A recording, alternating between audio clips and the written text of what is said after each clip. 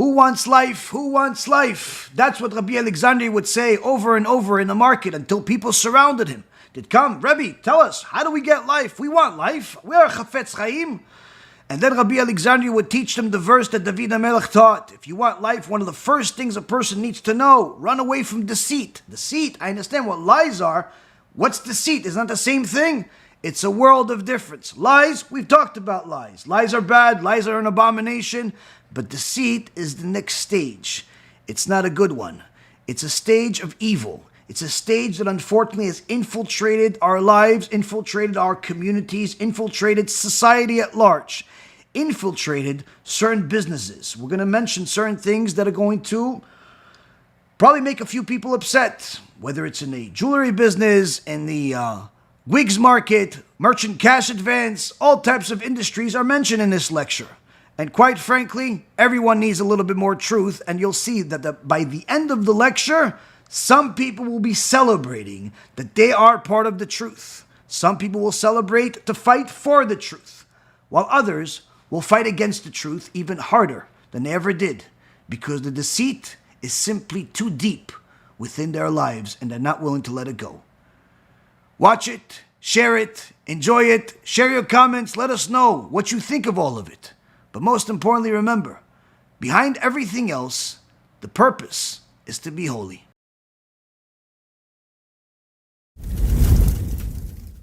B'Shem Hashem na'aseh v'natzliach, shiur Torah, bruchim habayim. We're back, Baruch Hashem, after an amazing holiday of Shavuot, Matan Torah, and BeEzrat Hashem continuing our series of the Jewish HaShkafa, the Jewish ideology, how to think Jewish according to the Torah. And most importantly, try to get a better understanding of how to apply these things to our day-to-day lives. Tonight's shiur is going to be for the Refuah Shlema, for Rabbanit Sarah Bat Anat, Rabbi Ephraim Ben Shulamit, Rabbanit Levana Bat Sarah, Avi Mori David Ben Esriya, Imi Morati Doris Bat Jora, and for all of Am Yisrael and all the righteous Noahites that continue to watch our shiurim, continue to contribute, donate, as much as they can, and especially those that donate their time and resources as well to help our organization share the Torah around the world. Tonight, BeEzrat Hashem, we're going to go over a lot of the interesting things in our continuation of trying to identify the lies, not only the ones that are sometimes around us, but also within us. And it's critical to know if we are fakers, if we are honest, if what we're doing sometimes seems honest, but in reality is false. And of course, everybody within themselves knows what the obvious lies are, but we're talking about things that are sometimes deeper, things that perhaps you may not even think of as being problematic. And of course, this is something that is found in society on a regular basis, but we can't fix the world before we fix ourselves. So the Chazon Ish has been telling us over these last several weeks about the different details in regards to lies as part of the series of the Jewish ideology. And last week, one of the things that we uncovered from the teachings of actually the Michtav Me'Eliyahu, Arav Dessler, Alav Shalom, was that the lie itself really has everything to do with what the will of Hashem is versus what the will of the person is. Meaning that it may be that the will of the person is to say something that is true, like 1 + 1 = 2. That is true. But if that 1 + 1 = 2 will end up hurting people and will not be for the betterment of their lives, will not be for the betterment of their servitude of Hashem, 1 + 1 can actually turn into a lie. So lies themselves are not necessarily what we always think they are, as far as we see them at face value. If it's true, it's true. If it's a lie, it's a lie. It's not necessarily so simple when it comes to serving Hashem, to tell the difference between lies and truth. Of course, there's the obvious big things, but there are certain things that are requiring us to learn and to delve deeper into the lies and make sure that we stay as far away from them as possible. One of the things that we mentioned last week is that sometimes people are trying to do Kiruv, they're trying to help other people, or at the very least, it seems like they're trying to help other people by telling them the truth, telling them the truth of the Torah, that if you follow the Torah, you'll have a reward. If you don't, you'll have a punishment. But sometimes their delivery method is not exactly so ideal. Let's just say that. Where sometimes they're so focused on the fact that they already possess the truth, they know that there is a reward and punishment, that they completely ignore the fact that their audience sometimes does not know and does not accept their reality yet of there being a reward and punishment. So when they go out there and they attack them by letting them know that, oh, you're an idol worshiper, you are going to go to Gehenom, you're going to get punished, you're going to do this, you're going to do that, that's not necessarily the best approach on day one. Again, there are certain people that's the only approach that you could deal with, that you can work with.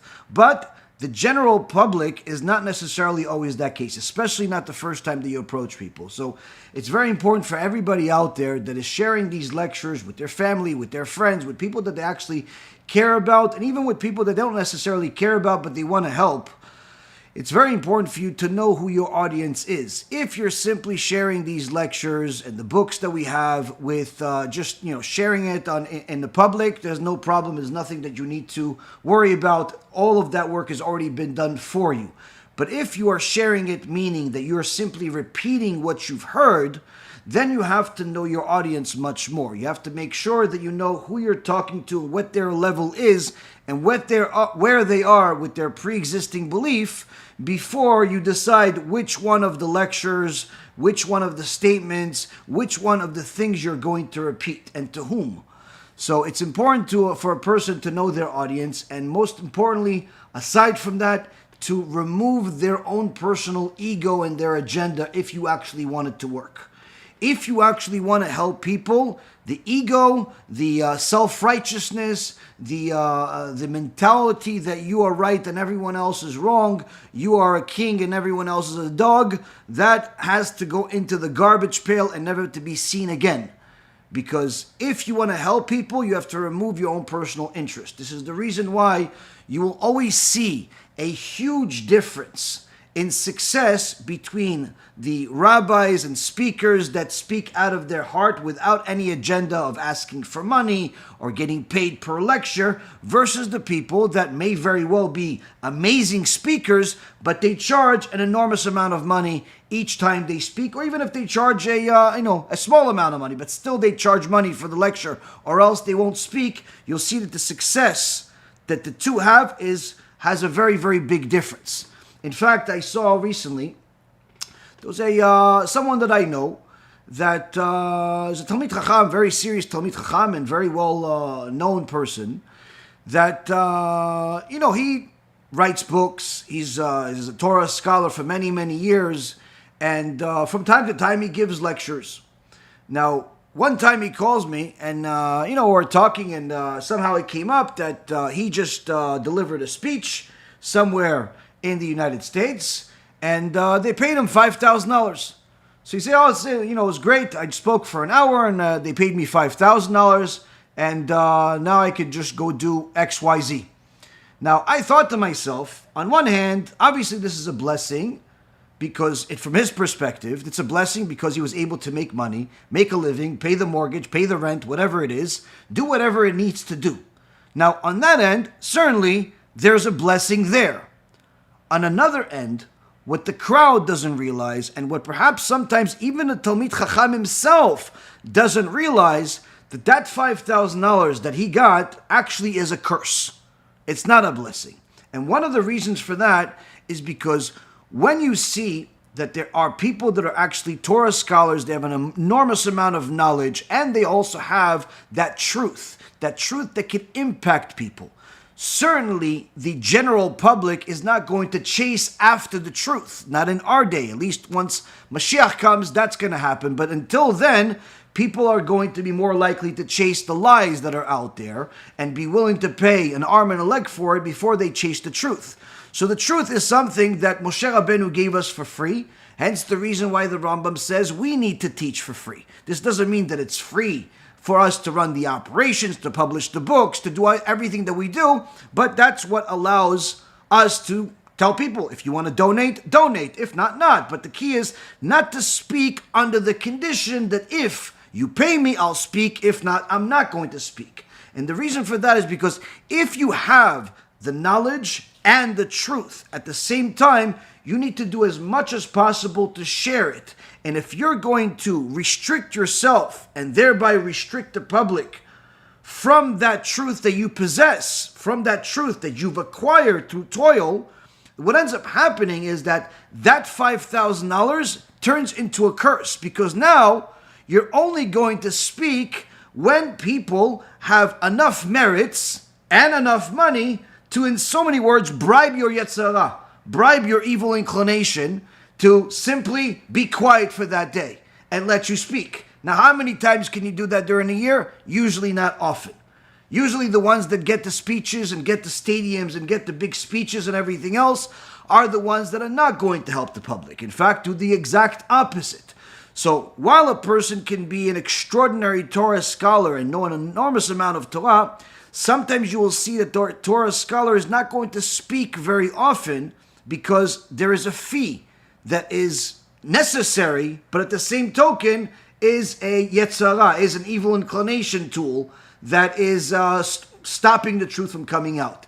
This is the reason why Rav Ephraim and I have obviously always made sure that none of the things that we do are for a upfront cost of any kind. Anyone that wants to donate, by all means, unless we see people are taking advantage and we see that it's turning into bad, meaning that people are simply not doing what their share, they're not really supporting, they're simply inviting you to a place where instead of at least providing you with a large crowd of people and an audience that's going to hear you, they invite you to go drive 5, 6, 10 hours or even fly across the country just for 10, 20 people. That obviously is not the right reciprocation for what you're investing into it. The point being is that this sense of truth is something that's not necessarily going to come to anybody naturally, even if the person is a Torah scholar. A person has to constantly do what's called Cheshbon Hanefesh, self-accounting, to see exactly where they stand and what they're doing and what's the purpose behind what they're doing. So if the great Torah scholars have to check themselves, needless to say, us little people also have to check ourselves. So the Chazon Ish has delved into the world of lies to let us know that lies literally are not simply the difference between truth and falsehood, as much as they are the difference between the will of Hashem versus what's against the will of Hashem. So now we're going to go into another section that we read briefly a few weeks ago and delve deeper into it to try to figure out if we are fakers. Each one of us, obviously, if we're watching, if we're learning, if we're doing, we think that we are people of truth. But are we always that way? Are we always telling the truth? Not necessarily just to ourselves, but even to the people that we love, the people that we deal with in business.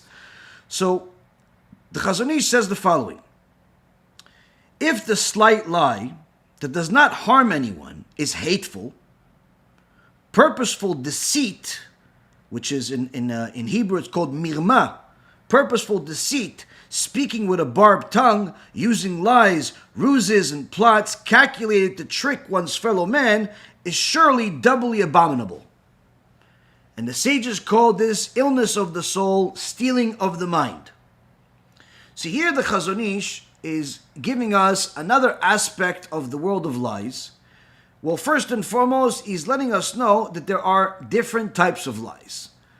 We've already heard enough about how God hates lies. Midvar sheker tichak, from a thing of lies we have to stay away from, says David HaMelech, where unlike all of the other sins that are in the Torah, whether it's do not murder, don't desecrate Shabbat, don't do a lot of other things, we see that when it comes to lies, the Torah says, Midvar sheker tichak, from a thing of lies, stay away from. Not only don't lie, but stay away from lies. Stay away from anything remotely close to lying. So we already know that God hates it. Yet the Chazon Ish tells us there's something even more hateful than just the general lie, which is Mirmah. Mirmah is purposeful deceit. The Yaakov Avinu, in the Torah, in the book of Genesis, Yaakov Avinu takes the blessing from Esav. And after he takes the blessing, which we already discussed in the previous weeks, was exactly the right thing to do because it was the will of Hashem. But when Esav showed up and, in so many words, asks for the blessing that Yaakov already took, Yitzchak says to him, your brother Yaakov, he took your blessing in a way of deceit, in a way of what's called Mirmah. Mirmah. So here we see that Yitzchak is giving us the definition of this action, which it's not just he lied, it was a thoughtful process. It was something that had some type of outcome. It wasn't just simply telling somebody, oh, I went to the Bahamas yesterday, when in reality you stayed home and you cleaned out the garbage cans. Or you tell somebody, oh, listen, yeah, I just bought myself a brand new Lamborghini. In reality, you don't even have a motorcycle. Those are waste of life, waste of time lies that are meaningless. Here we're talking about a lie that is an act of deceit that has thought behind it, where there has to be some type of trick that is going to cause another person to do something. So Yitzchak Avinu tells us what Yaakov did to you, Esav, wasn't just like he just showed up and said, I'm Esav, give me the blessing, and that's it. There was a lot of thought put behind it. He had the whole jacket on. He knew that there's a significance to the blessing. He wasn't just settling for his own blessing. He knew he had to get your blessing. There's a lot of thought behind it. Later on, Yaakov Avinu has to deal with something similar from his sons. After the evil monsters from Shechem rape his daughter, Hamor rapes his daughter, Dinah, who the Midrash says was a young girl, younger than 12 years old. She was a precious young girl, untouched, unharmed, completely pure, made a mistake by looking where she shouldn't have looked, captured by one of these evil monsters, who then did awful things in the most gruesome, painful way. So now, after this monster, Shechem does what he does. They come to Yaakov. Dinah is still held hostage in their palace. But they have the audacity to come to Yaakov and say to him, listen, whatever happened, happened. We're not saying it didn't happen, but we can make amends by simply allowing your daughter to marry our son. Let them marry each other. So Yaakov, who's boiling inside, and how do we know he's boiling inside? Because look at how he preserved her, how he was worried about her. There's a midrash that says that Dinah was his only daughter. There is another midrash that says that she was actually one of 13 daughters, where each one of the tribes had a twin sister. So twin sister for each one of the tribes, plus Dinah, 13, but some midrashim, most midrashim do not say this. Regardless of that, we still see that Yaakov Avinu was very worried about Dinah since she was a little girl. Because when he left Lavan's house, and he knew he was about to meet Esav, the wicked Esav, he allowed the entire family to meet Esav, except Dinah, where he hid her in a box. Because he didn't want Esav to see her young beauty and want to marry her. He doesn't want her to marry this evil monster. So we see how Yaakov Avinu was very careful with Dinah since she was a little girl, never wanting her to be with anybody bad, never wanting her to see anything bad. Literally took care of her in the most phenomenal way. As a side note, Rabbi Ephraim told me a story where he said that years ago, when he was still in Netanya, as a young man, They went to the grave sites of some tzaddikim with one of the big mekubalim that is still there in Netanya, Rabbi Amos. Rabbi Amos is a very famous mekubal. He lives in Netanya over there. And Baruch Hashem, I had the privilege of meeting him once, years ago. And Rabbi Amos is a famous mekubal, a very, very serious person, unique, and literally one of a kind. And it takes time for a person to understand what's happening, simply because, mekubalim usually are not ones to communicate in a traditional way. But those that are around him, those that learn from him, those that are constantly yearning or earning as much Torah as possible from him, certainly benefit from him. He saved many, many families, especially families of crime, turned them into righteous people. Anyway, years ago, Rabbi Amos told them they wanted to go to the grave sites of tzaddikim.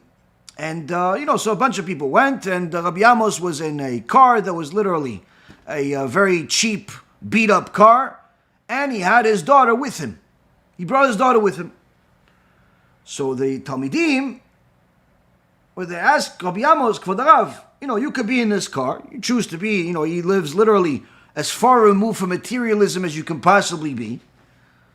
So he has obviously to ask him to go into a fancy car is, complete waste of time.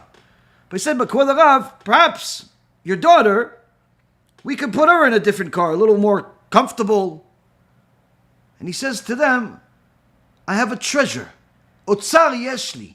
I have a treasure. A treasure you have to keep close to you. And this is Rabbi Amos and his little daughter. Why? This is what it is. Treasure. Yaakov Avinu had a treasure. Her name was Dinah. He did not want Esav to look at her. He did not want Esav to even know she exists. But yet later on, what happens with her and Shechem and Hamor. Later on, these evil monsters come to Yaakov and tell him, listen, let them marry each other, and that way we fix everything. Shimon and Levi speak up and say, well, of course we can't marry you people because you have no circumcision. And it's an embarrassment for us to be associated with such people. First of all, as a side note, we see how proud of their Yiddishkeit were Shimon and Levi. They weren't concerned about, 99.999% of the world is not circumcised. And we have no qualm about telling them that we would be embarrassed to be associated with you, that you are the norm. We would be embarrassed to be associated with you. Unlike today, where sometimes Jews don't understand the privilege of being Jewish, of being connected to Hashem, of being the chosen people that are embarrassed to wear a kippah, embarrassed to be religious on their exterior as well as their interior. Shimon and Levi says, listen, you want to marry us? First and foremost, you should know, we'd be embarrassed to marry such people. Why? You are the norm. You are the norm. You don't have a circumcision. You are the norm. We don't want to be that. We're different. This is already before Matan Torah. So all of a sudden, they say, listen, fine, we'll get a circumcision. What's the big deal? Okay, so we have a little surgery, hurts for a few days. If that's going to make peace, and we're going to marry into your girls, you're going to marry our guys, and our guys marry your, no problem, fine. That was the plan, that was the discussion, but of course this was all an act of deceit. Because Shimon and Levi waited for the third day after the circumcision of that community, and then it went killed all of them. Now, the Ramban, Nachmanides, says on that parasha that Shimon and Levi acted according to the Torah law. How could they possibly act according to the Torah law? Because there are 7 Noahide laws. And one of the 7 Noahide laws is that you're not allowed to have a community of Gentiles without a court system. This community violated that law. Why? They didn't have a court system. They kidnapped a girl, raped her, horrible things happened, and no one said anything. That's a violation that the entire community violated. On top of that, there's the act of immorality, another violation. And of course, idol worshippers, that's a needless to say. In so many words, Shimon and Levi had something to rely on by killing these people according to the Torah. There's nothing wrong with what they did as far as implementing the law of Torah. But yet, Yaakov Avinu rebukes them harshly, not just during this time, but literally at the end of his life, saying that cursed be their anger. Why? Why is Yaakov Avinu not telling his two sons, Chazaku Baruch, good job, you killed the rapist, you killed these evil people, you killed these pedophiles, you killed them, good job for you. Why? He's not saying that what they did, as far as executing the law of the Torah, is wrong, but rather the way they did it. Where, if you wanted to execute the law, execute the law. But why did you do it with deceit? Why did you make them believe that you are really trying to make peace and tell them to go do the circumcision, but in reality all along, you're planning to kill them? That is not what I wanted. That is not truth. So even though the ultimate action itself is true, you've turned it into a lie by doing it with deceit. So here we see that the Gemara in Masechet Chulin says that it's forbidden, page 94a, which is what the Chazon Ish brings, says that it's forbidden to mislead people, including non-Jews. And there's several examples that we're going to go into in a moment. And that the Ramban wrote in his commentary about this parasha, like I just mentioned, that the people of Shechem deserve to be put to death according to the Torah law for not observing the 7 Noahide laws and not establishing a law system, despite seeing that Dinah was abducted and were violated. But Yaakov did not agree with what his sons did when they killed all the men of the city, because they used a deceit, a ruse, saying that they will allow the marriage if the people of Shechem would circumcise themselves, since the people of Shechem were convinced of the sons' integrity and were sure that they would not harm them. Here is the last few words are the key words of why I repeated this whole thing. The Chazon Ish here is saying is that it's not just that they lied. You lied to make sure that these people trusted you, and they did. That's what makes this act of deceit falsehood. That's what makes this act of deceit something forbidden. Now, the Gemara brings a few examples of lies. Lies that perhaps a person may not even think is a lie. First and foremost, the Gemara in Masechet Chulin mentions that lies are forbidden for a Jew to do, both to other Jews as well as to non-Jews. In fact, the Rambam, when it comes to the laws of interest and business dealings and so on, as well as the Shulchan Aruch, says that it's even worse to deceit non-Jews than it is to deceit Jews. Because if you deceive a Jew, that Jew will blame you. But if you deceive a non-Jew, he will blame all of the Jews and actually create anti-Semitism as a result of this one lie. He had one bad experience, 2 bad experiences, 3 bad experiences with a couple of different Jews, and he decides that he hates all Jews because he assumes that all Jews are the same.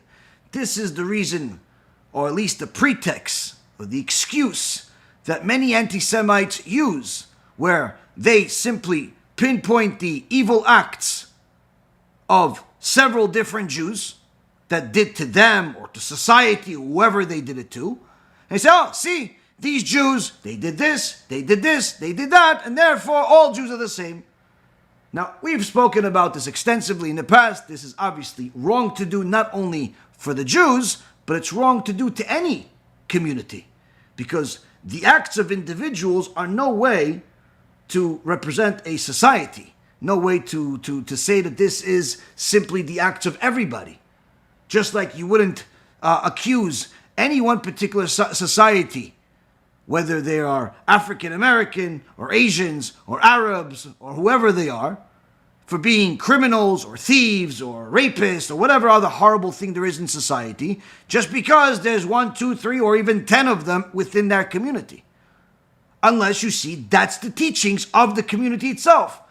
There's no qualm about saying that the Palestinians are taught evil. There's no qualm about that. Why? Because they themselves publicize that that's what they teach. They have camps, they have all types of trainings, and they have literally entire a curriculum to teach them to hate Jewish people and to kill them. So to call them racist, terrorists, and things of that nature, that's not a contrary. They're not going to be offended by that. Why? Because they themselves publicize it. But to go do that with other communities, obviously, is wrong. So, first and foremost, a Jew must realize that there is no permission to lie to anybody. Not to non-Jews, not to Jews, not to anyone. And then there's a couple of things that the Gemara mentions as examples. One time, there was a few tzaddikim following their rabbi, Shmuel, and they were crossing the river. And they had to go on a ferry. And the ferry was operated by some non-Jew. And at the end of the ride, Shmuel tells his Talmid, the person that's working for him, compensate the ferry operator. He compensated him. He paid him. But Shmuel was unhappy. So the Gemara asks, why is Shmuel unhappy? He asked the guy to compensate him, to pay him. He paid him. So why is he unhappy? The Gemara says that's because he paid him with non-kosher chicken. They had some non-kosher chicken that, they shech the chicken, and it didn't go right. Instead of disposing it or giving it to somebody or even selling it to non-Jews, telling them this is not kosher, here you go. He kept it. He kept it unbeknownst to Shmuel. He kept it. It's worth money. And he figured, I'll use this as a currency. Here you go, here's a chicken. Why is this a problem? Because he didn't tell the non-Jew that this is a non-kosher chicken. And therefore, there's a possibility, and even a likelihood, that this non-Jew says, wow, this is a very, very pricey payment he just gave me. He gave me one of the chickens of the Jews. Those chickens are more expensive than the chickens of the non-Jews. Why? Because they go to the whole system of slaughtering it the right way, and if they don't slaughter it the right way, they don't eat it. So this must be an expensive chicken. He gave me a big amount of money, more than what I deserved. Let's just say, for hypothetical reasons, the kosher chicken is worth $100, and a non-kosher chicken is worth $50. So he really only owed me $50. But he gave me a chicken that's $100. So he's like, wow, thank you. Shmuel was unhappy about that. No, why'd you do that? Now he thinks that you paid him more than you did. You didn't. That's a lie. That's stealing his mind. Another example that the Gemara gives, or a few different examples. It says, Rabbi Meir used to say, a person should not urge his fellow to dine with him when he knows that he will not be able to dine. In so many words, don't invite people to any type of event when you know for sure they can't come. You overheard from somebody that your friend is going away somewhere, or he's simply not going to be available on a specific date, and you happen to have an event on that date. Don't invite that friend to that event when you know for a fact that he can't come. Why? That's stealing his mind. That's stealing his mind. That makes him think that you actually want him to come. You say, yeah, but I do want him to come. No, you don't. You don't want him to come. Why? Because if you wanted him to come because you care about him, you wouldn't hurt him by reminding him of something that he's missing out on. You want it to seem like you want him to come. You want it to seem like you like him, but in reality, you just want to make yourself look good. You want to make yourself look good, like, oh, listen, we're good friends. I'm having an event. Come to my event. Oh, you can't come? Oh, it happens to be on the same date that the whole world knows that you're leaving and you're not going to be around? Oh, yeah, wow. Well, I wish you were there. That is simply making you look good and making him feel bad. There's no sense of truth there. Certainly, this is something that is commonly done with people because they want to make themselves look good. Making yourself look good while hurting other people is not an act of truth, and it's certainly not friendship. Another thing is sometimes when people invite you to meals. They invite you to meals in places that they know that you can't come. Either because it's too far, or there's certain problems with the place, whatever the case is. Sometimes they'll say, listen, you want to come over for Shabbat? I say, yeah, sure, of course, yeah, it sounds great. Yeah, you don't want to miss it. It's going to be a great Shabbat. Come over, great. Anybody else coming? And you start telling them, yeah, your enemy number one, enemy number two, the one you can't get along with, your former partner, your ex-wife, your ex-this, your ex-that. And you're, wait, hold on a second. I didn't know all these people are coming. I can't come. Oh, no? Why not? What, you're not friends with all of them? Oh, I didn't know. This is evil. And unfortunately, there are some people that love to do this. They love to put people in uncomfortable situations. Sometimes even worse, they won't even tell the guy that all of these people that they're not exactly in good relations with are coming, simply because they figure, oh no, let's just see what happens. Maybe they'll make peace. This is certainly not a way to make peace. There's a time and a place for everything. This is not one of them. Don't pretend to be Aaron HaKohen on other people's accounts. Put him in the same place as his ex-wife. Put her in the same place as her ex-husband, especially when they're coming with their new partner. These are acts of evil that people do, sometimes because they're completely insensitive, other times because they're simply evil, and the third option is they're just simply stupid. None of the options are good. None of the options are good. You have to be very careful with who you invite, when you invite them. Know that you have to take into account their issues, their interest, their benefit. Even if it is you that is exerting yourself and preparing and spending, it doesn't mean anything. Just because you're spending doesn't mean that other people have to be suffering. So it's important for a person not to invite people to places that will create more problems. Next, the Gemara gives, don't make numerous offerings of gifts when you know that this person doesn't accept gifts. Now I know in society, there's many people love gifts. Even though Shlomo Melech says, Soneh matanot yichyeh, a hater of gifts would live. Now, there are some people that love gifts. Righteous people in general don't necessarily chase gifts, and sometimes they are even at a point where they don't accept gifts. Not accepting gifts doesn't make you righteous. In fact, many times it's just a pretend act. They pretend like they don't accept gifts, unless the gift is really big. You offer them a meal. No, it's okay, I'll pay for myself. You offer them a stay at a hotel. No, it's okay, I'll take care of myself. You offer them a car. Oh, thank you, wow, very thoughtful of you. Oh, hold on a second. The hotel you didn't want, the dinner you didn't want, but the car for $150,000, that you want. The plane you want. Okay, so stop pretending.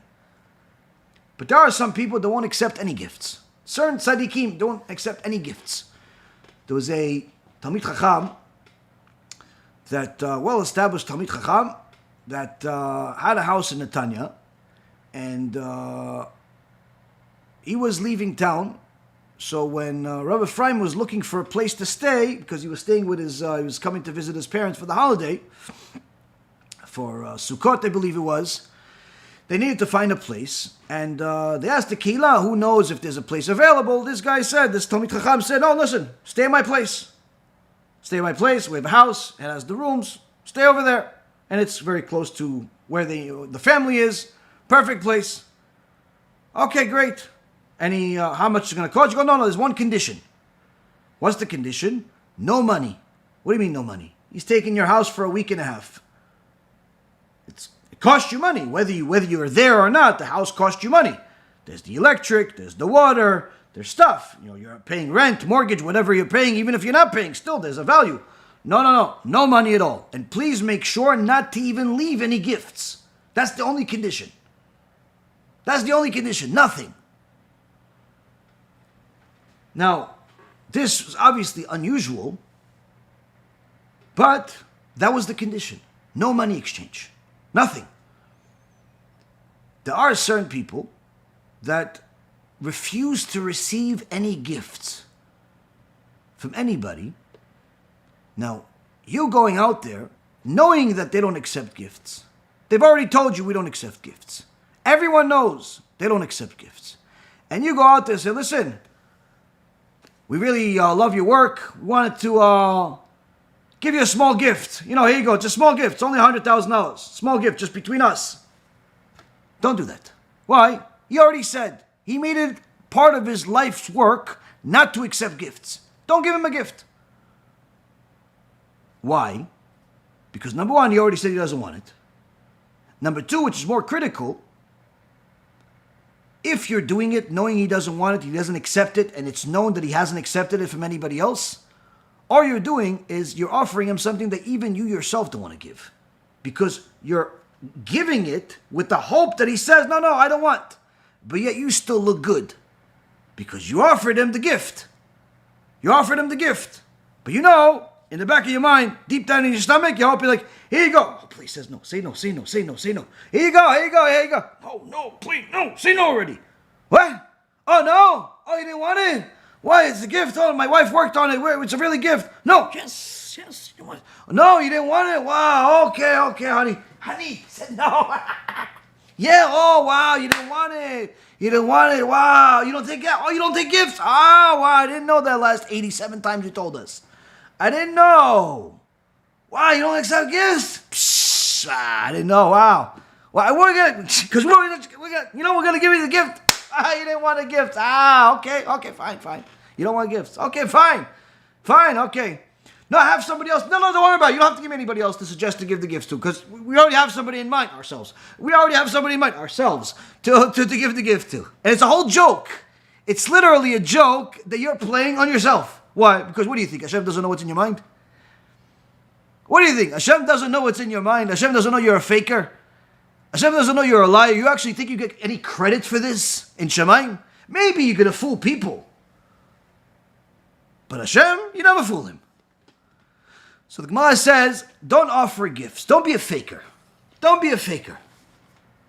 There are some institutions. They don't accept gifts from outsiders. They only accept from specific types of people. Rare, but exists. There are all types of organizations that they only want specific types of gifts. Don't offer them something else. Why? If you're going to give, the most critical part of giving is to give with the other person in mind. What they need, not what you want. Don't give what you want to give, but rather what they need to give. So it's important for a person to have that in their mind, even when they're, in essence, doing something that appears to be good. Next, the Gemara gives another example, says, he shouldn't open for him a barrel that has been sold to a shopkeeper, unless he notifies him that they're sold. Nor should he say to him, anoint yourself with oil, when he's actually offering from an empty flask. This is a couple of different examples where sometimes when somebody, in those days, people would have barrels of wine. So every so often you had to open a barrel of wine, but you were careful when to open it, because as soon as you open the barrel of wine, you had to make sure you drink it within a certain time frame, because or else it would go bad. You would lose out. Now sometimes a person needs to open a barrel of wine, And just so happened that he has a guest. So as soon as the guest sees, oh wow, you open a barrel of wine for me? Ah, thank you, wow, that's such honor you're giving me. You can't let him think that. You can't let him think that. Why? It's not true. You're not opening the wine because of him. You're going to open the wine regardless. Today it's a little different. It's a bottle of wine. So unless you have very expensive wine that you're never going to open, usually, if you're going to, let's say, the wine that you drink traditionally is, I don't know, $10, $15, $20 wine, but you have a bottle in your house that you keep for special occasions, a $3, $4, I don't know, $500 bottle of wine. If you were going to open up $500 bottle of wine anyway, because it's your, I don't know, anniversary, or it's time to drink it, whatever it is, and just so happen that somebody comes to you and says, oh wow, you can open it, wow, you open it on my behalf, wow, thank you very much. Don't let him think that. That's a lie. That's a lie. That is stealing his mind. Don't make people think that you're doing something for them that you wouldn't do otherwise.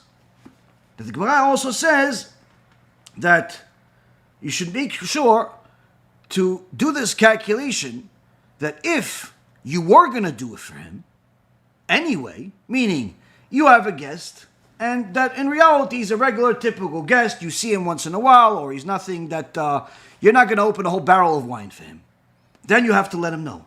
On the other hand, if he is a special guest, he just arrived from a different country, he's somebody extremely important, that had you known that he's coming, you would actually open a barrel of wine for him, then for him, it's okay for him to think that. You could even tell him, listen, I didn't do it for you, but I would do it for you. Why? Because you're a special guest. That's okay.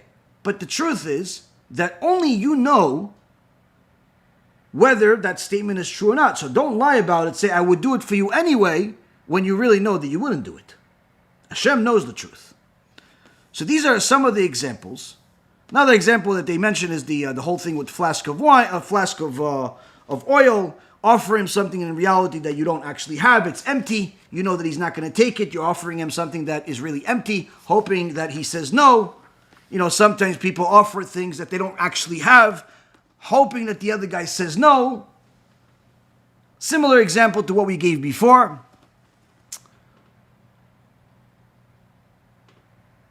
Also in the acts of business. Business is something always very important to relate to, is that he shouldn't sell his fellow a sandal made from leather of an animal that died on its own under the pretense that it was made from leather of a living animal that was slaughtered.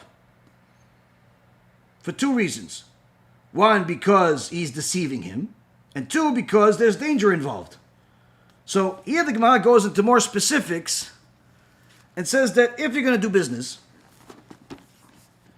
make sure that your business is kosher. Because if you're selling something, for example, if you're selling sandals, and you're selling a sandal that really is a very pricey because it's from a specific animal that you're slaughtering. But it just so happened that this one particular sandal that you made wasn't from an animal that you slaughtered. This animal died on its own. You can still use its body, you can still use the leather. It still makes more or less the same exact thing. You cannot sell that for the same price. You cannot sell it as the same product. Why? Number one, you're lying to people. If people are paying you that price because it's that, and it's really not, you're a liar. Two, the Gemara mentions something else that's not necessarily as common today, which is that there is a danger. Danger meaning that if the animal died on its own from disease, and rather than being slaughtered, then obviously this could be dangerous to people. So what is this similar to in business today? Number one, if people are selling a computer, let's say, or a bag, or some type of product that has, or watch, that from the looks of it, from the acts of it, from everything else is 100% just like the original. You have, let's say, some people that are manufacturing fake Rolex watches, or all types of high-priced watches. Patek Philippe, Rolex, Frank Mueller, and whatever other brands that are out there that are very, very pricey jewelry. And there are people today that are much more advanced than what they were 20, 30, 40 years ago. Back then, you were able to tell a fake from a mile away. If it was a fake Rolex, you could only sell it to fools that don't know the difference. But if you bring that fake Rolex or fake watch to a dealer, they're going to see, they look at it, they're going to laugh at you. You sell me a fake watch? Yeah, I'll give you $5 for it if you want. But today, the fake watches are so good that, number one, it's hard to tell without looking at the serial numbers, without, even if you look at the serial numbers, double checking that the serial numbers weren't already reported somewhere else as counterfeit. Even more so, you have to double check the insides if the serial numbers really match all of the parts, because sometimes they'll use one part that has a serial number on it while the rest of it doesn't have bupkis in it. It's made in China. It's some little hut of really clever people. So you have to really know what you're doing to make these fake watches, and even more so to spot these fake watches. Why? The price difference is astronomical. If it's real, it's $30, $40, $50, $100,000. If it's fake, $100, $200, $500. Why $500? Because today the fake watches are at such high level that sometimes they're still worth a lot of money. Not anywhere near as much as if they are real watches, but they're still worth a lot of money. Back in the day, they used to be, you could make the watch for, sell it for $10, it's fake. But today, some of these fake watches are really, really high level. And the same thing with bags and things of that nature. When they get these designer bags, these Louis Vuitton bags and Gucci bags and all these other Amalek brands bags, these are different designs that are very pricey. Now, if you have one of these fake ones, and you know for a fact, you have the real one, you have the fake one, you've compared the two.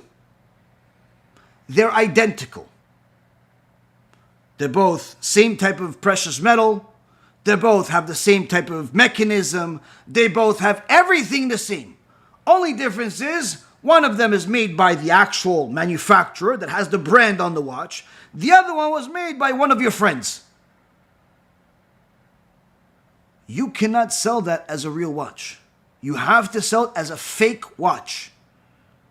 Why? Just like the Gemara says, it's an act of deceit.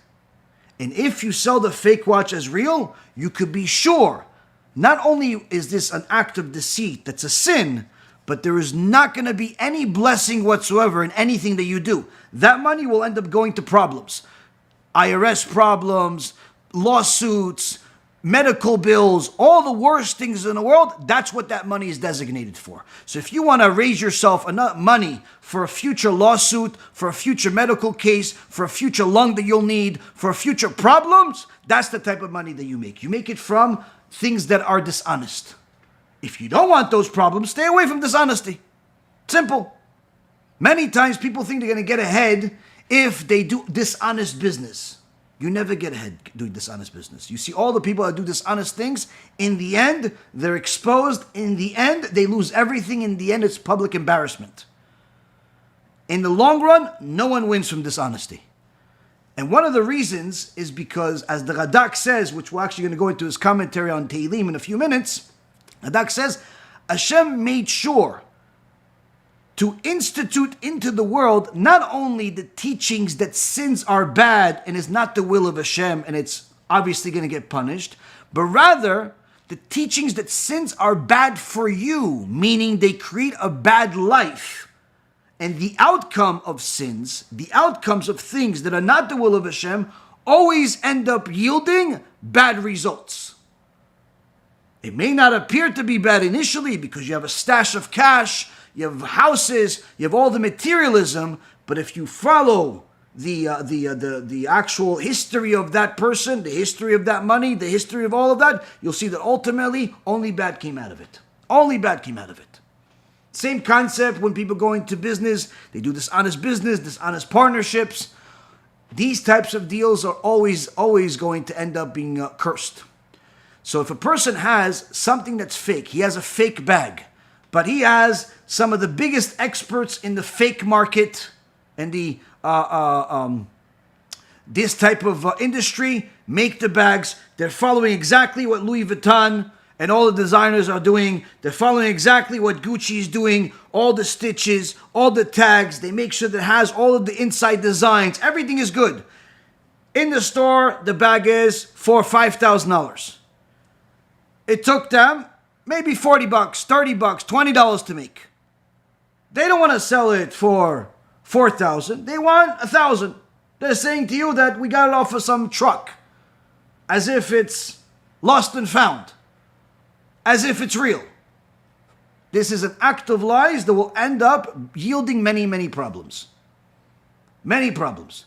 So a person needs to know that the acts of lies are not necessarily always the most obvious ones, but usually the ones that are the most difficult to overcome are the ones that affect you personally, especially your pocket, because you figure that there's something that's going to allow you to justify. There's some type of internal permission. This internal permission. One level of internal permission, as Rabbi Ephraim teaches, is that is an internal permission. He says, listen, the guy is lying to me anyway. He lies to other people. He steals from other people. So what's the problem if I steal from him?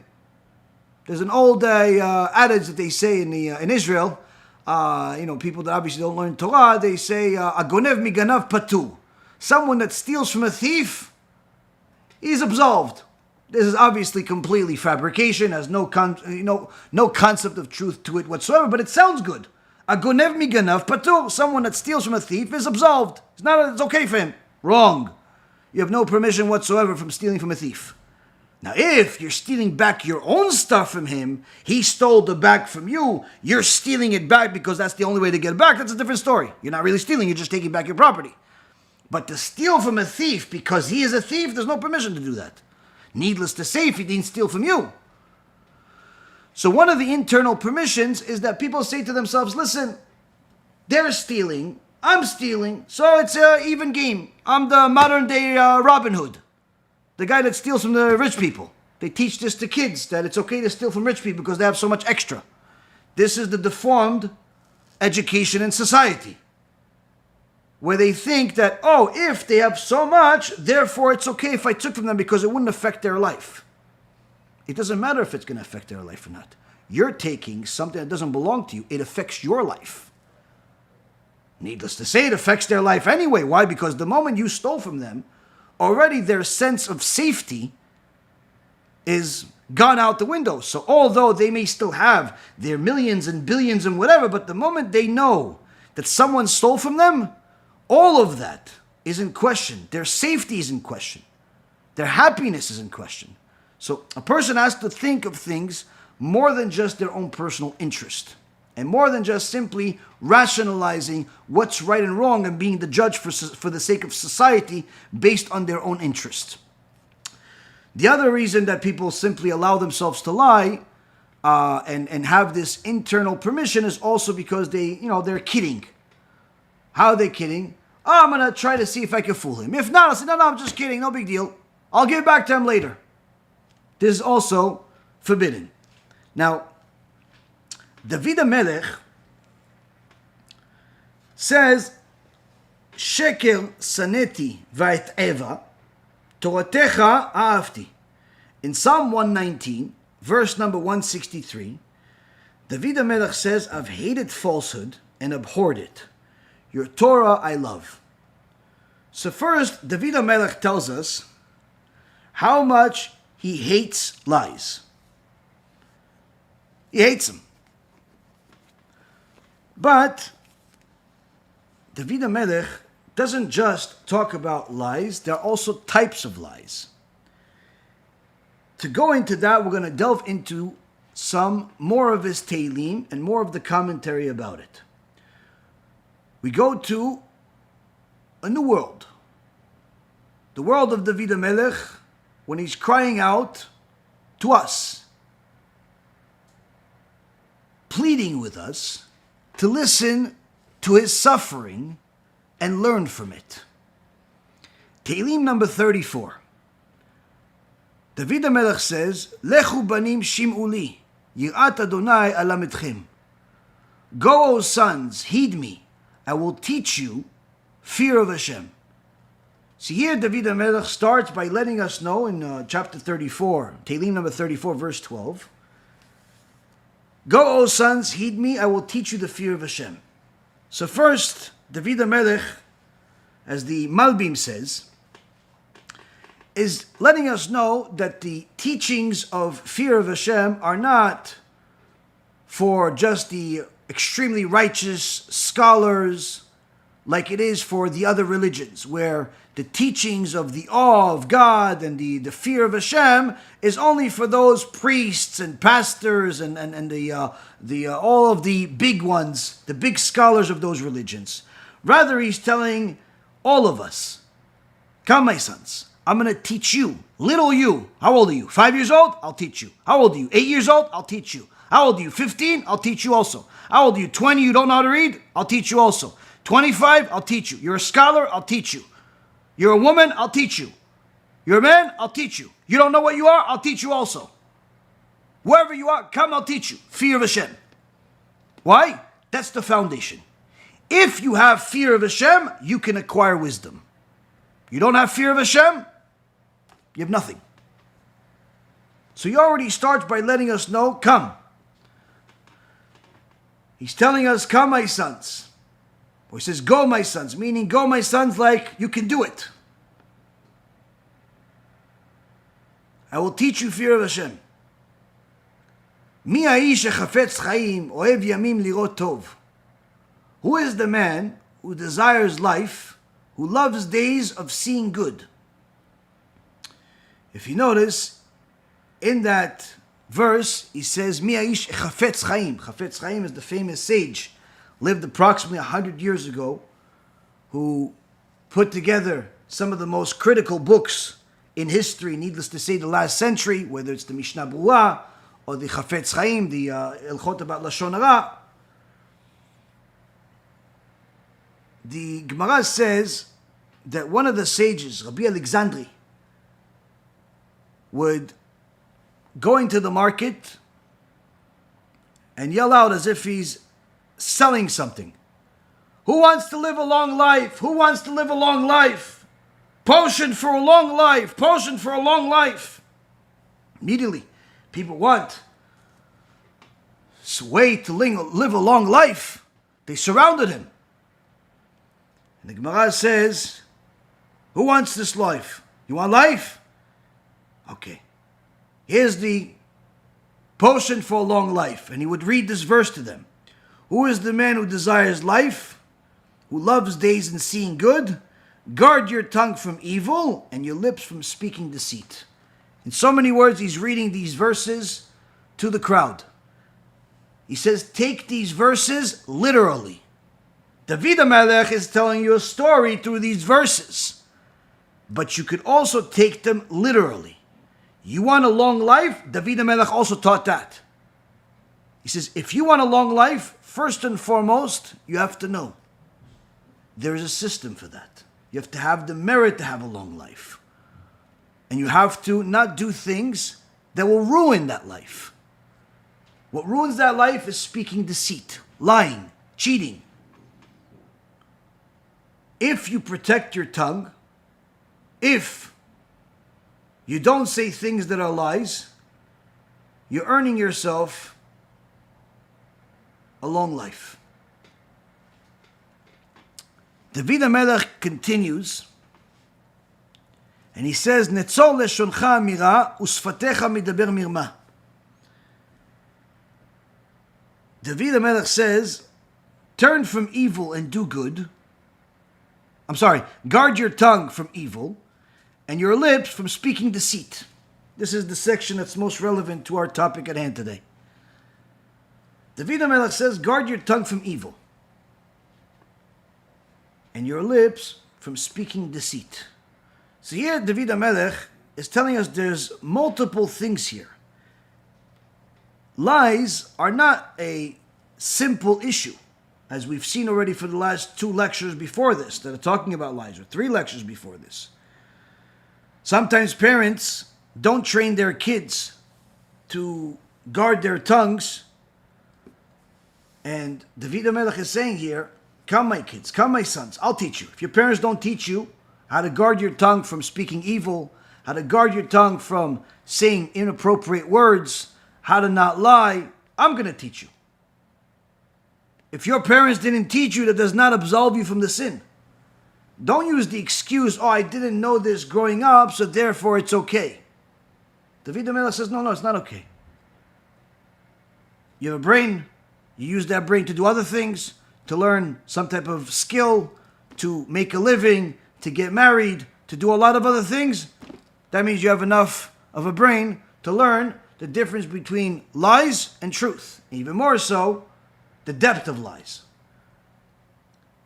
Turn away from evil and do good is critical. But do you even know how to turn away from evil and do good? It starts off with guarding your tongue from evil. The Radak explains that in these couple of verses, David HaMelech is telling us about 3 categories of sin.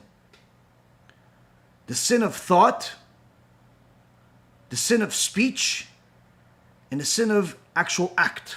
Meaning all 3 levels of deceit, all 3 levels of going against the truth. There's the thought, inappropriate speech, and inappropriate deed. The first one is evil tongue. The transgression of an evil tongue, which is obviously includes slander, lying about all types of things that a person says, cursing a person's parents or other people, judges, kings, and certainly a person that's cursing God himself. There's the blasphemer in the Torah, cursed God and got the death penalty that was implemented by Moshe Rabbeinu. So a person that thinks of evil tongue as a single fold where it's simply don't say it's blue if it's black, don't say it's true if it's false. No, it's not just that. There's more. There's the evil tongue is much more than simply the saying something that's not true. There's also slander, speaking evil about people. If the evil is not for the sake of helping. Sometimes you have to speak evil about certain people in order to warn others. If somebody's a pedophile, if somebody's a heretic, if somebody is a idol worshiper that's pretending to be someone that's helping people, these evil speeches are necessary for the sake of helping other people steer away from this evil. So that evil is not really evil. You're saying things that are evil about him, but they're true. And they're for the sake of doing good, for protecting others. So there is a necessity to rebuke, there's a necessity to protest, there's a necessity to say things that are sometimes going to seem evil. Like somebody asked me recently, how come you're so nice to your students, but sometimes you're not so nice to other rabbis? Now, if the person is really a rabbi, Torah scholar, there's very few people out there that are going to be nicer to them. Baruch Hashem, I do everything I possibly can to help and to support as many rabbis as we can. But if the person pretends to be a rabbi and is deceiving people, is lying to people, is misleading people, that's not a rabbi. That's a person that's evil. And I'm warning people about such a person. Same way that I would warn people about a missionary or anybody else that is going to mislead the public and cause them harm. So to those people, my obligation is to expose them as much as possible and to warn people about them. But the people that are righteous people, that are doing good, I don't think there's many people that are dedicating as much of themselves to help complete strangers as what our organization does. And it's not just with rabbis, it's with a lot of other people that are not necessarily rabbis. So a person needs to know there's a difference. There's a difference. The Torah is not telling you to always say nice things about everybody, because if you kiss up and you appease the evil, you yourself become evil. There's no permission to be nice to everybody, to love everybody. There are certain people that even Hashem himself hates. As he says, et Esav saneti. You look at the prophet Micha, it says, Yaakov Avinu et Esav saneti. I loved Yaakov, but I hated Esav. So there are certain people that David HaMelech says, your haters I hate. He says to Hashem, I hate your haters. So there's a mitzvah to hate certain people. There's a mitzvah to go against certain people. But if the people are good, generally speaking, but just to you, they don't get along with you, or you don't get along with them, that does not give you any permission to hate them. But if they're going against God and they're hurting people, then certainly you have an obligation. Not only if you're a rabbi, anybody, you have an obligation to expose them. If you have the ability, you have the know-how, you have the audience of some kind, you have the ability to speak in some way or do something about it, you have to do something about it.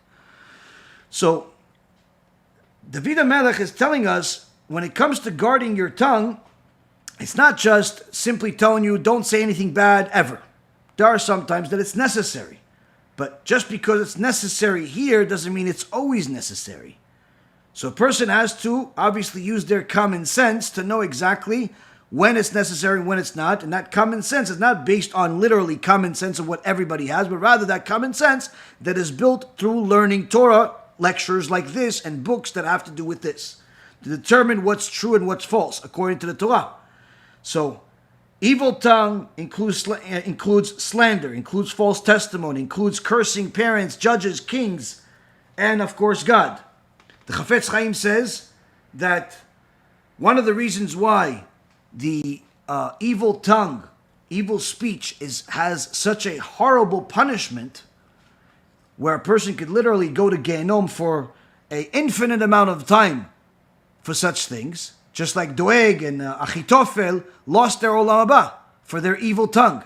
And the reason why is because that tongue, that mouth that Hashem gave you, is the way that Hashem inserted the neshama for Adam HaRishon, and that's also how a person communicates to God.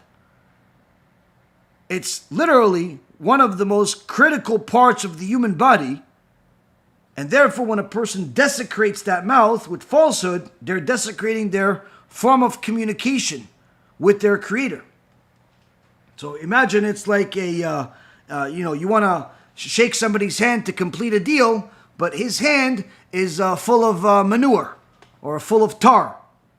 Obviously, you're not going to be excited to shake this person's hand. Same concept. The second thing, says the Radak, is that David HaMelech is teaching us that deceit is the second category of sin, but deceit is not the same thing as lies. Deceit is something that requires thoughts, evil thoughts with an agenda to deceive another person while concealing what you really think. In so many words, like what we talked about before, you really think evil of this person, you really think something that's against their interest, but you make it seem as if you're looking out for them. This unfortunately happens in business a lot, where there are sometimes customers that are not educated. Most customers, generally speaking, are not educated, even though there's the internet today and there's a lot of things. The average people out there don't have necessarily the time to investigate everything, especially if they're very busy and very successful. The more successful they are, the more naive they are at times when it comes to certain products. They can't know everything about everything. So sometimes what they're really buying is you. They're buying your personality. They're buying your sense of truth. So if the salesperson is a con man, he can fool these people and literally take as much as he wants from them by simply pretending to be their friend, pretending to be looking out for their interest. He can tell them, listen, I'm here to take care of you. You know I'm your boy. You know I'm here for you. Anytime you need something, you want to buy this property, you want to buy this car, you want to buy this watch, you want to buy this and that, whatever you want. But in reality, he's not really looking out for them. Why?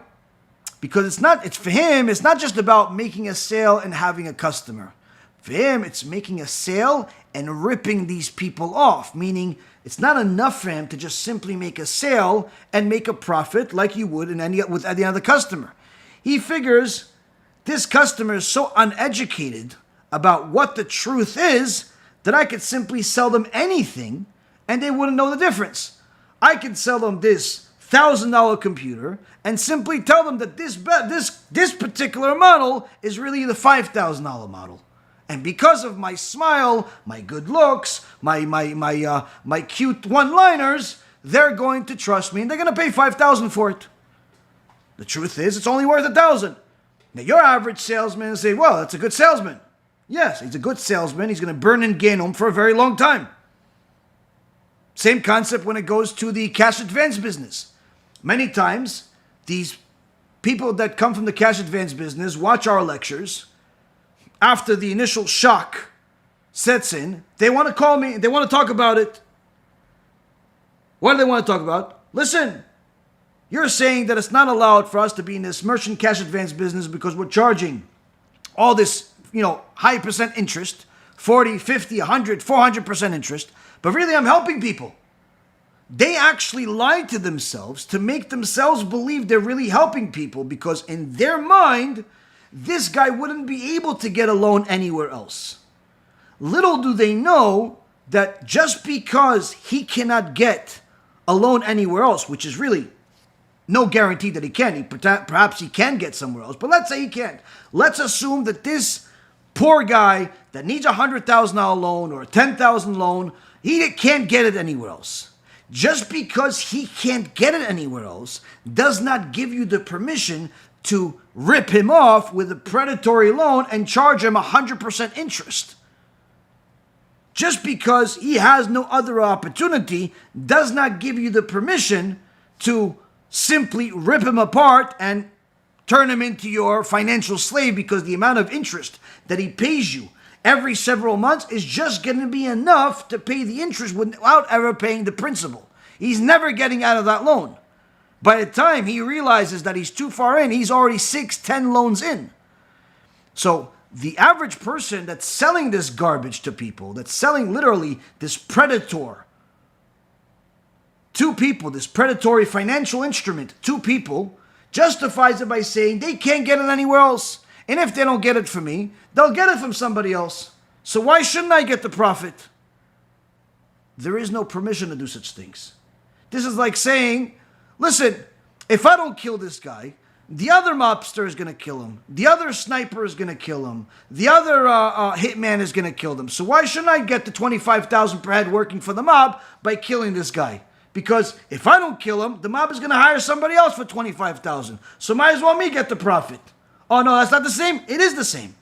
Just because somebody else will do evil does not give you ever permission to do evil. And unfortunately, what people don't understand is that the money that you are imagining yourself making is what's blinding you. Hence the reason why the Torah says that even scholars are sometimes blinded by money. So it's important for a person to know that if you have customers in your business, whatever your business is, your number one product is not your smile, is not your good looks, is not the product itself. It doesn't matter what you sell. Whether you're selling jewelry or computers or some type of software or anything else, your number one product is your truth. Now, does that truth mean you're not allowed to make a profit? You're perfectly allowed to make a profit, but in an honest way, and that's the difference. The difference between a con man and a good salesman is that the con man will make a lot of profit by lying to people, by simply making them believe they're buying one thing, but in reality they're buying something else. Making them believe they're buying a $5,000 computer, that in reality they can buy it anywhere else for $1,000. Making them believe they're buying a $50,000 watch that's really worth only $10,000, not because he got such a good deal on it, but rather because he's cheating them. It's not really worth $50,000. That's a con man. A good salesman is somebody that simply convinces people of him being the person because he has their best interest in mind, that he's going to be honest with whatever he's offering them. He's not going to lie to them. This is what I have. This is the price that I'm willing to pay for it. Not because it's you as the customer, but if anybody was the customer, that's what I would sell it for. If he happens to make a large profit on it, he makes a large profit on it. But he doesn't simply determine what the profit is going to be based on the naivety of the people. He doesn't decide, oh, this one gets this one gets that, this one I can fool, this one I... No, there's no need for that. The salesman, his job is not just to make profits. The salesman's job is to provide people what they already need. Now, sometimes you have to remind people that this is what they're looking for. They may be needing something, they may be wanting something, and your job is to simply remind them that this is what's going to serve them and fulfill their needs. There's no problem of selling something, a product, and showing people that this is something that they would fulfill their desire, would fulfill their need, whatever it is.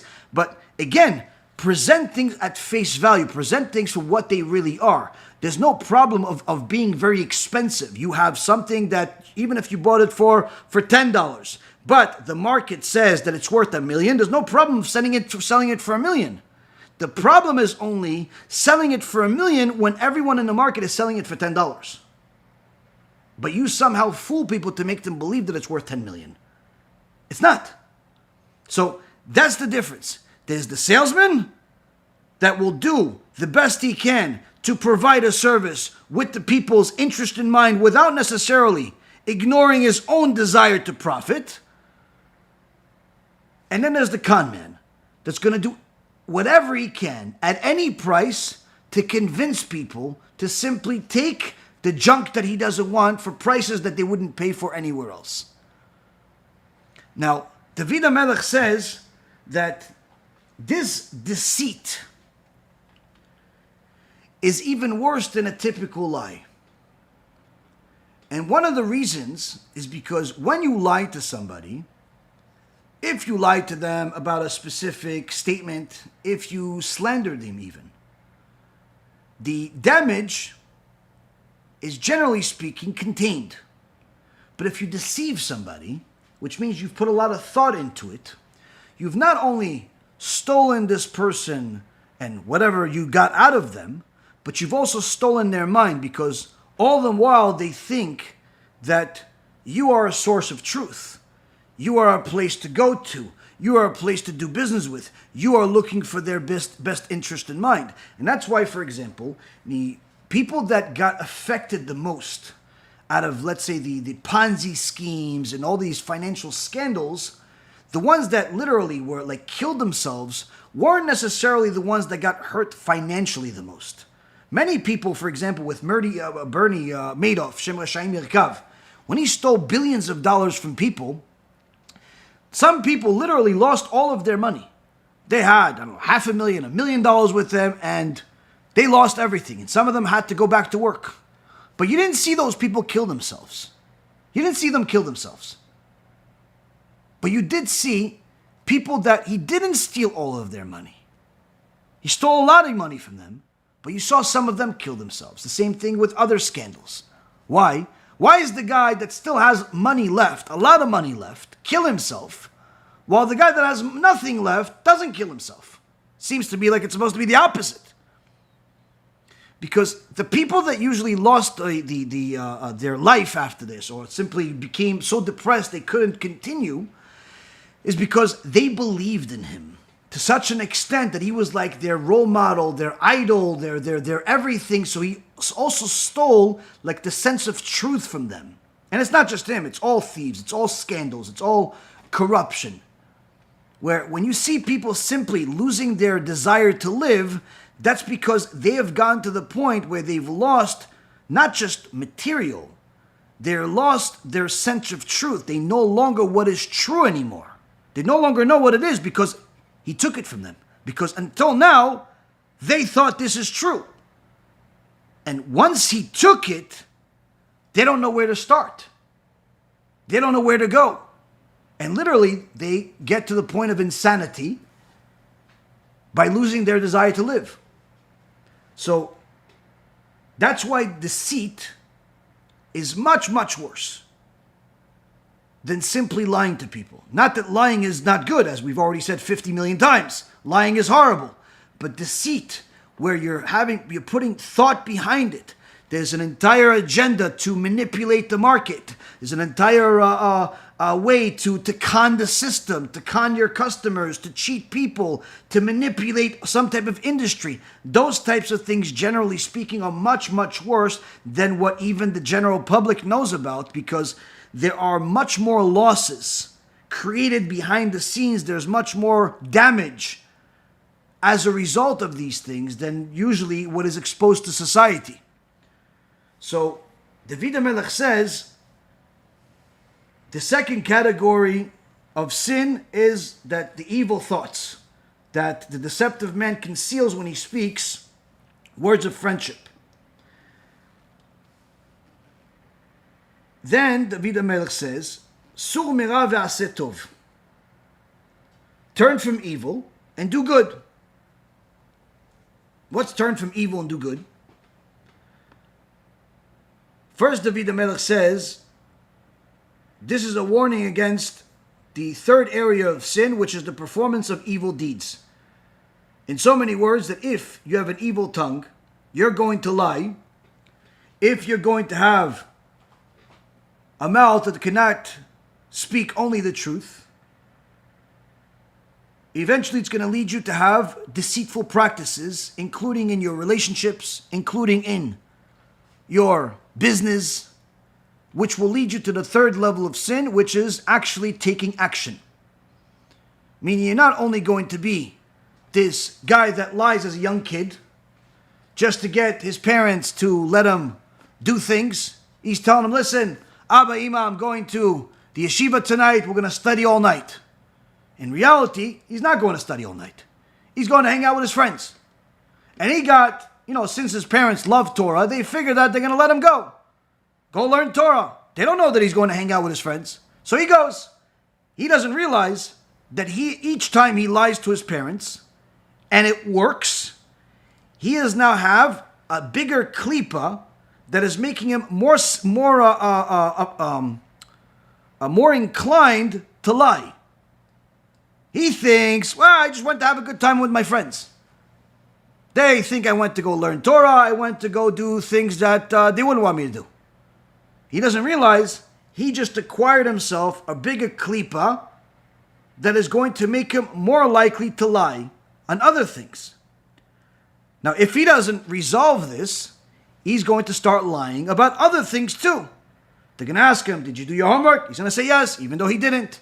They're going to ask him, did you go speak to the rabbi for me? He's going to say yes, even though he didn't. They're going to ask him, are you doing the right thing in your personal life? He's going to say yes, even though he's not. Whatever they ask him, he's going to be much more inclined to lie, thinking that it's for the betterment of his life, it's for the better good, it's not a big deal. Not realizing that this small lies are making him more likely to start thinking with lies in mind. So now later on, there are different possibilities for him, where he sees, the yeshiva has a contest, and whoever reads the most is going to win the $100. Is going to win the set for the shas. Oh, so I'll do it. Now, he doesn't do it, but somehow he starts thinking, how can I get it without doing it? How can I get the reward without doing it? How can I make them believe that I did what they want me to do without actually doing it? How could I make the teacher think I did the homework without really doing it? How could I make my friends believe that I went somewhere when I really didn't go? And he starts thinking with deceit in mind, without thinking much of a big deal, and little by little this transforms into small little benefits that he gets. He gets a reward here, he gets some money there, he gets certain compliments from here, and this lie has now transformed into acts of deceit. But worse yet, it goes into the third area, which is actual evil deeds, where this person lives a life of evil while thinking he's good. He could act as a righteous, decent person, but in reality, he could be a abuser. He could be a pedophile. He could be a thief. He could be a lot of horrible things without having any sense of truth left in him, but society thinks he's perfectly fine. There was a person like this that years ago was reported that he fooled the entire, or a bunch of people, wealthy people, in a Jewish community up north, and he told him that he was doing all types of real estate deals. But in reality, the whole thing was a Ponzi scheme. This, unfortunately, wasn't the first or the last one of somebody from our own to cheat our own. Usually, those are the worst criminals. When somebody's an outsider, usually the damage is contained. But when somebody's within, someone Hasidish cheats the Hasidish community, someone's Sephardi cheats the Sephardi community, Ashkenazi cheats the Ashkenazi community, those are the worst. Those are the biggest damages. Around the same time also happened, there was a guy in Los Angeles that cheated many people from the, I believe it was the Persian community, literally tens and tens of millions of dollars, all types of real estate deals that never existed. The point being is that in this first story that I mentioned with this one guy that looked frum, acted frum, looked religious, everything looked kosher. One day he's discovered this guy's a thief. The whole thing is a Ponzi scheme. None of the deals actually existed. It was a lie. It was a cheat. It was a horrible. Now, of course, the same exact thing times a million happened in the non-Jewish world, in the secular world. Whether it's the big ones or the small ones. There's literally different reporters that some I'm actually I'm in contact with from time to time just because I have an interest in the industry.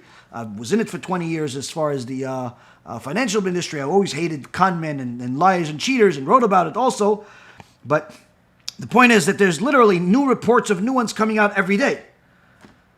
But the reason why I highlight the one from the community is because of one single statement that was made in the report, where some of the people that were interviewed to talk about this guy and how it happened and how it unfolded, they said it's not a surprise.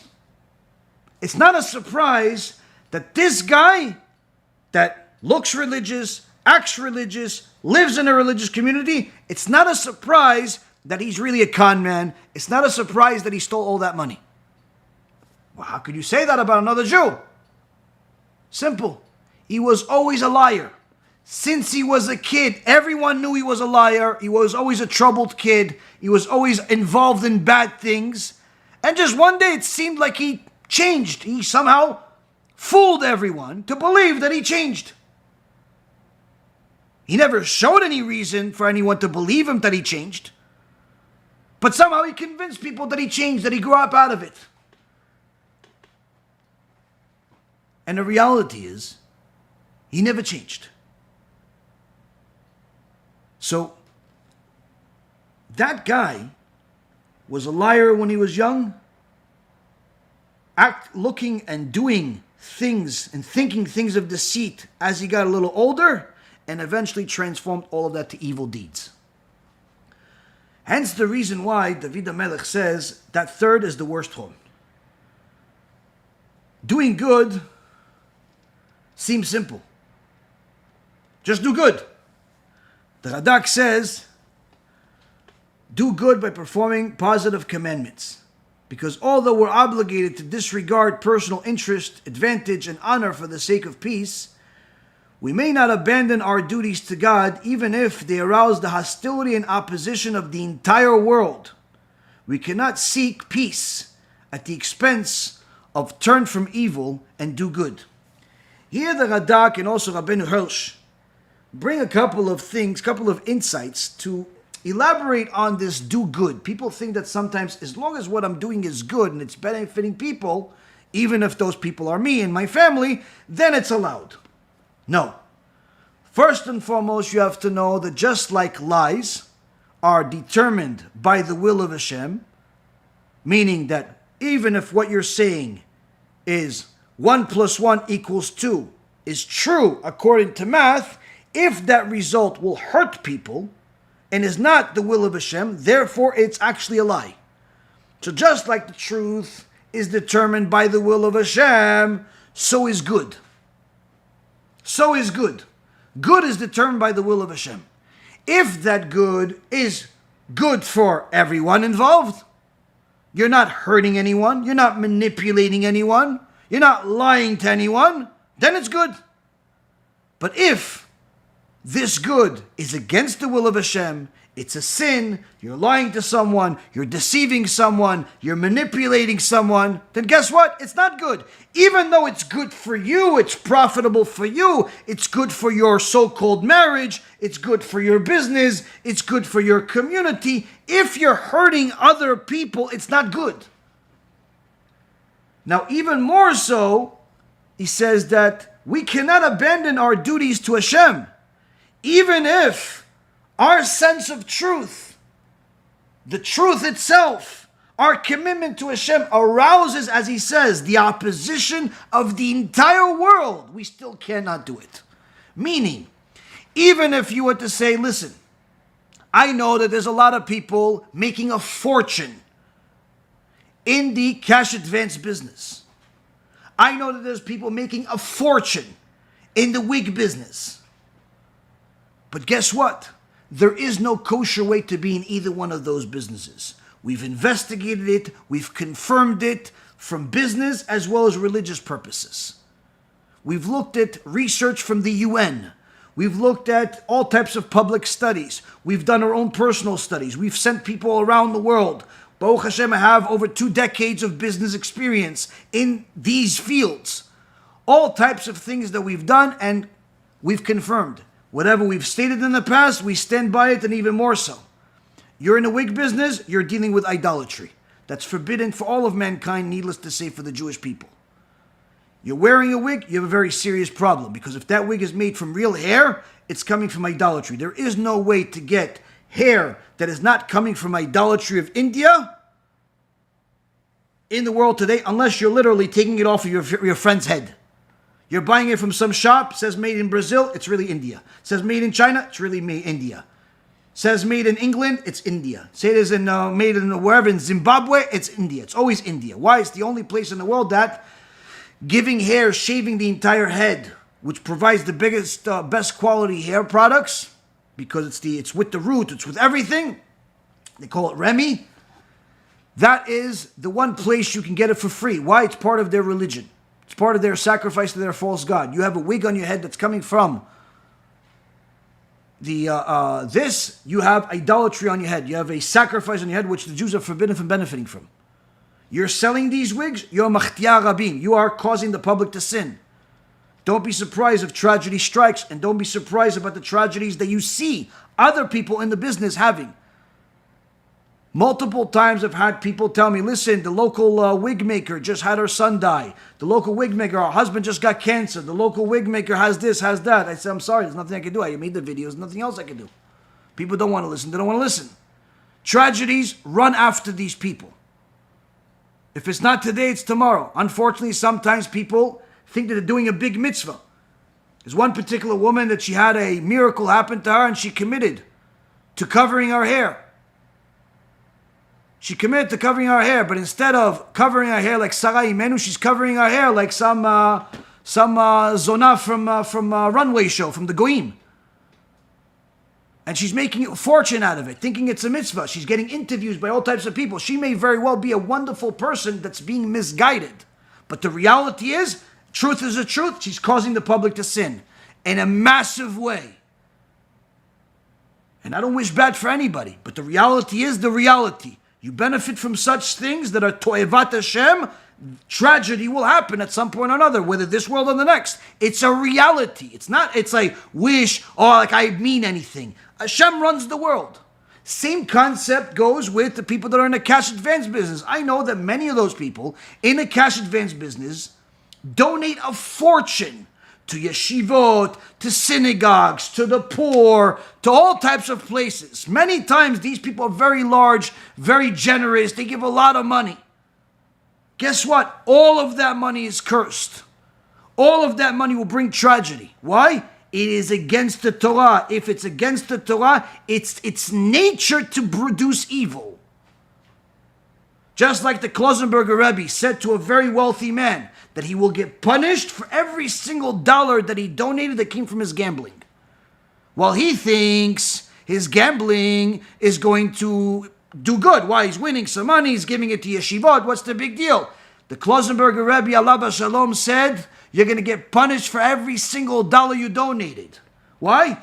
Because that money is not kosher, and therefore those kids that are benefiting from that money in that yeshiva, they're not getting the Torah. They're not learning it the right way. Why? Because there's something impure about it. And those poor kids have no idea that that's why it's happening. You're going to get punished for all of them. All of those people that are in the cash advance business and any other business that we haven't discussed, because unfortunately there's many other businesses that are not kosher businesses that produce things that are against the Torah, tragedy will happen. It's only a matter of time. Why? That's its nature. Now, saying what I just said certainly is going to cause many people to lose their mind. Huh? How is he saying this? How dare he? Who gave him the right? You know who gave me the right? The Radak gave me the right. The Radak himself writes here, even if a person is going to cause the entire world to go against him for saying the truth of Hashem, let him not deter from that. Rather, continue saying the truth. Continue saying what HaKadosh Baruch Hu said, even if the whole world goes against you. Why? Because only the truth will eventually survive. Only the truth will help people. Even those people that are initially hurt by it, because now he has to leave his multi-million-dollar business making cash advance loans that are against the Torah, even though that means she has to shut down a multi-million-dollar operation that's selling Avodah Zara, even though that means that he has to get rid of this business that's selling all types of fake goods as real, even though that means that a bunch of people are going to have their life turn into turmoil, that is still good. Why is it good? Because now that they've left bad, they can start doing good. They still have a chance to do good. Sur mira v'aseh tov. Run away from evil, then do good. Don't think for a moment that you can justify the evil by doing good. Don't think for a moment that just because you can donate $1 million or $1 billion to some yeshiva, to some institution, that justifies the illegally acquired money. Illegal according to the Torah, illegal according to the law of the land, regardless of which illegal, it's against the Torah. There's no permission to go against the law of the land. You don't like the land, leave the land, wherever that land may be. But the reality is that a person needs to know the truth is the truth. And even if the whole world goes against you for saying the truth, do it. Why? Because HaKadosh Baruch Hu is behind you. And there's no one in this world that could hurt you or help you without HaKadosh Baruch Hu himself signing off on it. And if you are going to say the truth to people, even if that truth hurts some of them, even if that truth hurts all of them, ultimately it will help every single one of them that follows the truth. Because at the end of the day, Liya kesef v'liya za'av ne'um Hashem tzevaot. Hashem says, mine is the money, mine is the gold, says the God, the master of legions.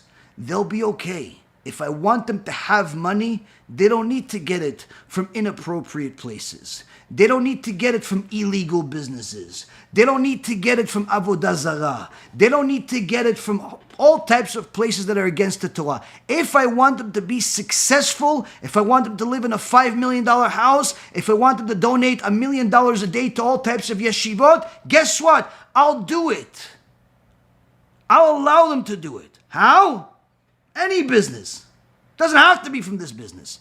It could be from selling Q-tips to hotel chains. It could be from making little covers for iPhones.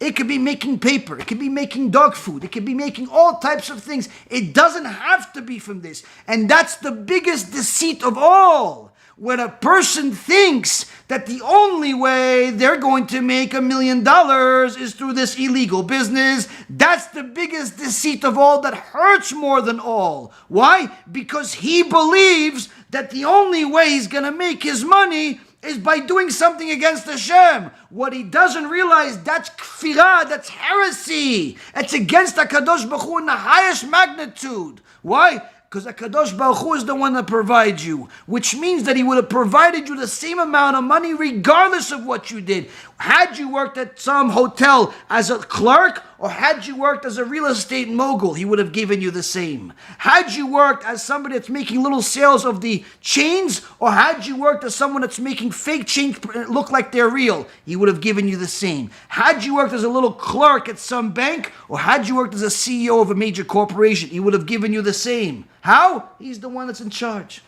And to say otherwise, to think otherwise, is 100% kfirah. It's 100% heresy. To think that you succeeded because of this business is heresy. It's kfirah against Hashem.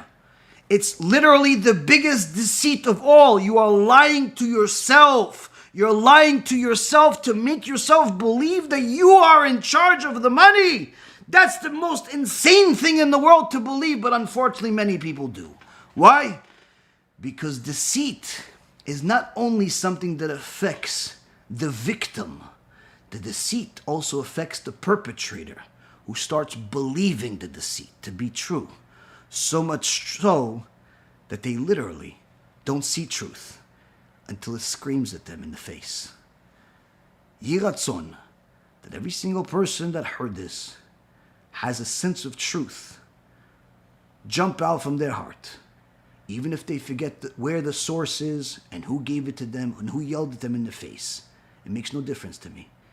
Let that truth come out. Live with that truth. Run after that truth. And run away from all the evil. And BeEzrat Hashem, each and every single one of us will do tshuva and will be or lagoim, or to the nations, including our own. Thank you very much for learning with me. May Hashem bless each and every single one of you. And BeEzrat Hashem, share this and get people to see the truth once and for all. B'cha b'atzlacha.